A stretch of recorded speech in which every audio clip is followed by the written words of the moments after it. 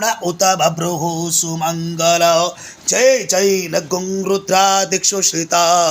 सहस्रसो वैका गुंगेड इमय असोजो वज्रमति नीलग्रीवो विलोहितः हुतैरङ्गोपा अदृशन् अदृशन् नुदहार्जः सदृष्टो मृडयातिनः नमोस्तु नीलग्रीवाय सहस्राक्षाय मीडुके हतो जे अस्य सत्त्वानो हन्तेभ्यो करन्नमः प्रमुञ्च धन्वन्वस्त्वमुपायो प्रार्थ्नोर्जां चाश्चते अस्त इकवा पराता भगवो वप ॐ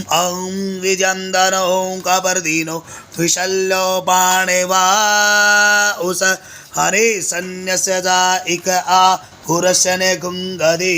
जाति हेतिर्मि दुष्टमस्ति बभूवति धनुः तयास्मान् विश्वतस्त्वमक्ष्मयां पुरि परिभुजं परिति धन्वनो हेतिरस्मान् वृणक्तु विश्वतम् अतो ज एकोदिस्तवारि अस्मिन् गीतं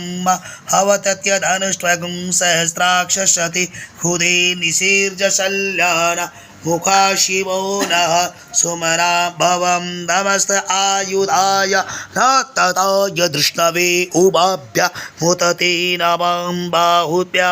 तव धन्वने मानो महान्तमुतमानो अर्भकं मान उक्षन् तमुतमान उक्षितं